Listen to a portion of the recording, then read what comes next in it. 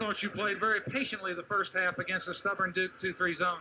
Well, they really packed the zone in tight, and we knew we just had to keep our poise and patience and try not to force things. We knew we had Matt and Jim Braddock and Jimmy Black and Michael outside shooting the outside shots, which loosened the inside up a little bit. So we were able to just keep our poise and get it inside there for a few times. Jimmy, you came off the bench early in the first half and put that first shot in, and I know it was a lift for your team.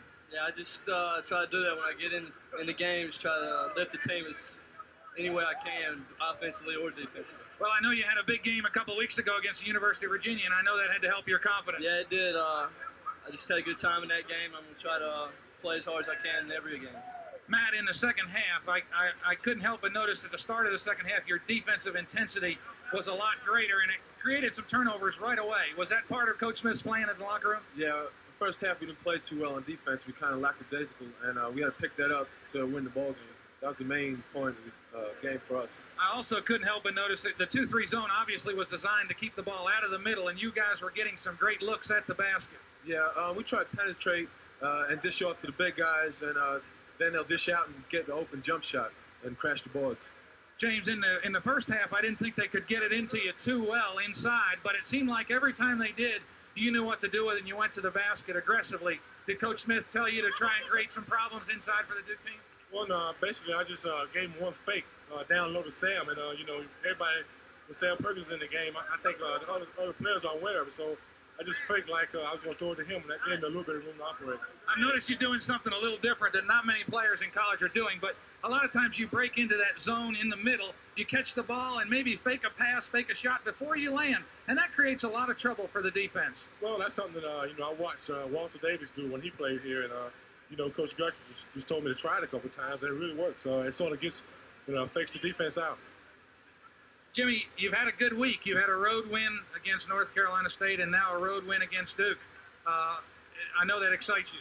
Well, it's tough. On the road, it's tough in the ACC to win on the road. So we got a tough game next week with Wake Forest, so we're just looking forward to playing them. Matt, were you surprised that Duke was pretty stubborn the first 30 minutes of the game? Whenever you play an arch rival like Duke, they're always going to be a tough game. You don't count on any stats. You just have to go out and play hard, try and win. You know, when I played, Matt, one of the things that we never did was get the ball up over our head. But I noticed that one of the things you guys do against the zone all the time now is get the ball up, a lot of cross-court passes. Yeah, that kind of spreads the zone out, and that loosens up the middle, and then we look in for the big guys. We also noted that during the game, particularly Michael Jordan, you used the backboard a lot against the zone on those wing shots. Do you practice that in practice? Do you have drills for that kind of? Well, Coach Guthridge is our shooting coach, and he would like for us to use the backboard, but it's usually up to the player. And Michael uses the backboard real well, and I know Matt likes to use the backboard, and I myself on some shots, so it does help when you're inside. James, when you're the #1 team, everybody's gunning it for you. It's like the #1 gunfighter. I think one of the keys, we saw Virginia against Maryland the other week. They're certainly a championship team. They show a lot of patience. You can't come out and get excited and try and create things. And again, the first half tonight, you were down 32-31, but you didn't panic. Does Coach Smith preach that a lot? Well, there's no use in doing anything different. You just try to do the same thing the whole game, whether it's working for you or not. Just try to keep the same consistency, and that's what we did. We didn't try to change anything. We knew the cream would come to the top at the end, and we just kept on executing our stuff, and it worked out for us. Well, you did a lot more trapping, it seemed like, in the second half, and Jimmy Black came up with, the last count, I think he had 6 steals, but certainly that's a good trigger for your offense. Well, we felt like they had the tempo going, on their side, and we wanted to make them play the way we wanted to play, and that's a fast-paced game. They wanted to slow it down, so we put on some trap defense and tried to create some turnovers. Jimmy, you've had a great week, and you've got more ACC action ahead of you. What do you look for in the coming games? Well, like I said, we got Wake Forest Wednesday night, and they're tough. They got those 4 guys that played together as a freshman. They're seniors now, so we're going to have to be ready for them because I know they'll be sky high. Matt, I had the Wake Forest team last weekend against Clemson. They've got a big front line. They play a pretty big zone. A little tougher to maybe pass that ball around.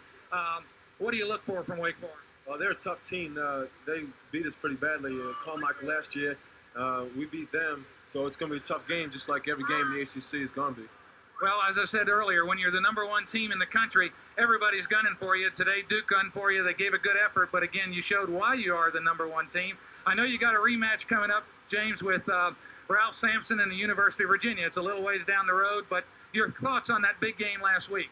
Well, it was a big game for us as far as the rankings was concerned. But we just tried to, treat it as any other game. It was our second ACC game, and we're really thinking more ACC right now, and not really thinking about any big outside games such as the rankings. James, I happened to do the game about 2 years ago when you had that tragic injury on the fast break, and I know you've got a lot of fans out there. Does your leg bother you at all in any position, anything you do on the court, or do you have to play carefully at all? No, it hardly bothers me at all now. Since I've had the medal taken out last summer, it hardly gives me any problem. It gets a little sore after practice, but I think most of the problems with my ankle were solved last year, and this year it's about 90%. It really doesn't bother me at all. It sure doesn't look like it slows you down. Also, I played against and with a great player by the name of Oscar Robertson, and when you get the ball inside, a lot of the moves you make are reminiscent. You don't lay the ball on the floor unless you have to, and it seems like you get a good shot at the basket just about every time you get that ball in that 10, 12-foot area. Well, I just try to go up strong, and my first instinct is to just go to the basket and try to get there before the defensive man does. I do have a tendency to take one quick dribble, but it's hard to get, so you have to think that way when you're inside because, it won't be long before the guards will be coming back and trying to steal it from you. So I just try to go fast as possible. Guys, I want to thank you for joining me. Again, congratulations on a great victory here today in Durham. Now back to Lauren.